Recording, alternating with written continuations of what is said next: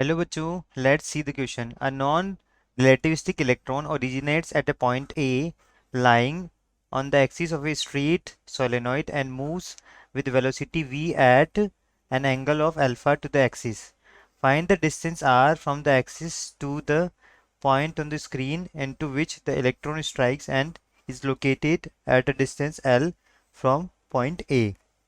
हमको यहाँ पे एक क्वेश्चन दिया हुआ है कि नॉन रिलेटिविस्टिक इलेक्ट्रॉन है जो ओरिजिनेट करना पॉइंट ए से जो एक्सिस ऑफ स्ट्रेट सोलेनोइड पर है और मूव कर रहा है वेलोसिटी v के साथ एक्सिस से अल्फा एंगल बनाकर। ठीक है, तो अभी क्या होगा हम देखते हैं कि देखो क्या होता है कि हमने एक पॉइंट ए ले लिया। Let us take a point A.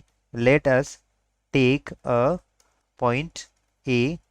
Point A क्या हो गया एज ओरिजिन, इसको हमने क्या मान लिया, इसको ओरिजिन मान लिया। ठीक है, और जो एक्सिस ऑफ सोलेनोइड जेड है ना, सोलेनोइड की एक्सिस, एक्सिस ऑफ सोलेनोइड क्या हो गई हमारी, Z axis. Axis of solenoid हम मान लेते हैं क्या हो गई हमारी, हो गई हमारी जेड एक्सिस हो गई। ठीक है, अगर हम ऐसा मान लें अभी किसी भी मोमेंट पे जो टाइम होगा ना तो हम उसको वेलोसिटी निकालेंगे इलेक्ट्रॉन की इसके दो रेक्टेंगुलर कंपोनेंट्स में। Let us take two rectangular components of velocity. वो क्या आ जाएंगे, एक तो होगा हमारा, एक हो जाएगा हमारा v पैरेलल, और एक क्या हो जाएगा हमारा, ये क्या हो जाएगा अलोंग द एक्सिस, क्योंकि पैरेलल है। ठीक है, अलोंग द एक्सिस हो गया। और एक कंपोनेंट हो जाएगा हमारा v परपेंडिकुलर, जी क्या होगा परपेंडिकुलर टू द एक्सिस या सोलेनोइड की एक्सिस में, अलोंग एक्सिस ऑफ सोलेनोइड। ठीक है, सोलेनोइड की एक्सिस के अलोंग हो जाएगा। ठीक, तो अब क्या होगा, हम जानते हैं कि मैग्नेटिक फोर्स वो काम नहीं करता, so kinetic energy as well as the speed of electron V perpendicular with limit constant.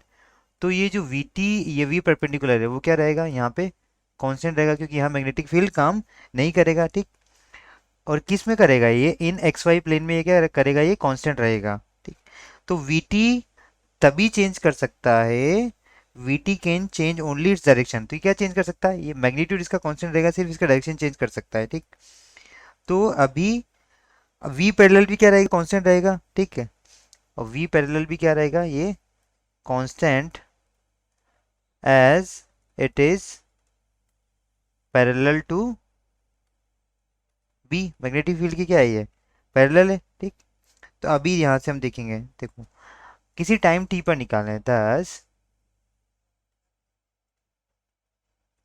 ठीक है, यहाँ से हम सॉल्व करते हैं क्वेश्चन को। 10 at time T equals to, T पे क्या आ जाएगा देखो, तो जो वी एक्स होगा ना, एक्स में जो ये हो गया ये V perpendicular cos omega T होगा। ठीक है, तो V perpendicular cos omega T क्या हो गया, परपेंडिकुलर कंपोनेंट ले लो, इसका क्या आ जाएगा साइन अल्फा हो जाएगा, कॉस ओमेगा टी हो जाएगा।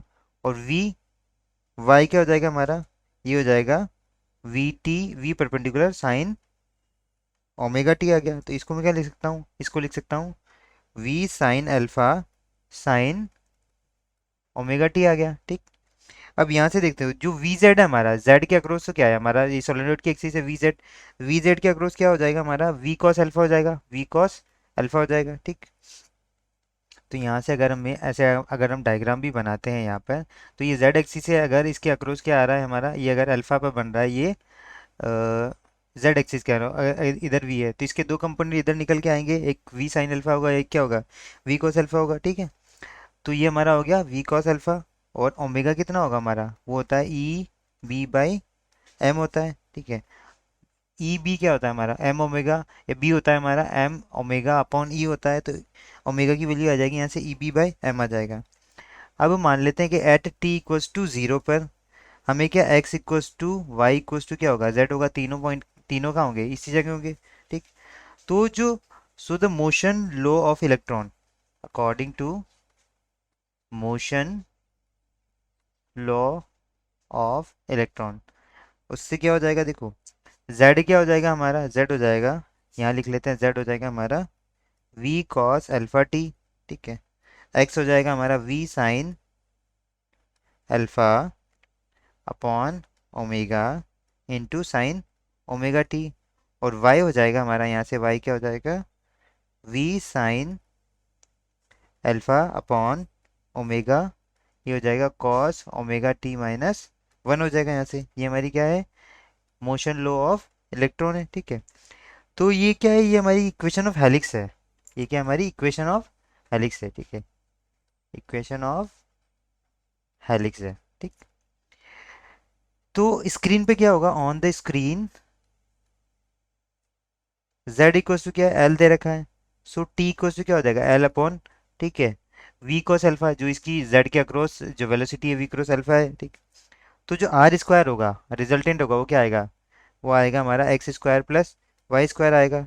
तो एक्स की वैल्यू यहाँ पे अगर मैं फाइंड आउट करता हूँ तो ये कितना आ जाएगा, two V square sine square alpha upon omega square one minus cos omega L upon V cos alpha आ गया, ठीक।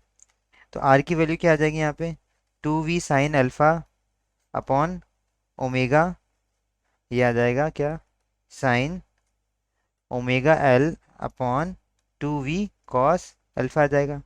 इसको मैं ओमेगा एल को क्या लिख सकता हूँ, यहाँ पे ओमेगा एल की वैल्यू मैं यहाँ से लिख सकता हूँ, देखो यहाँ से देख सकते हैं, मैं ओमेगा की वैल्यू क्या रख सकता हूँ, ई बी बाई एम लिख सकता हूँ यहाँ पे, ठीक। ओमेगा की वैल्यू क्या रख सकता हूँ, ई बी बाई एम। तो आर की वैल्यू क्या आ जाएगी मेरे पास, two V sine alpha upon omega sine, omega की वैल्यू क्या लिख सकता हूँ, E B L upon two M V cos alpha आ गया, ठीक है। तो ये हमारा क्या हो गया, ये फाइनल हमारा आंसर हो गया, ठीक है, हमको यही पूछा गया था, ठीक है। तो हमारा क्या हो गया, ये फाइनल आंसर हो गया। I hope you understood it well. Best of luck.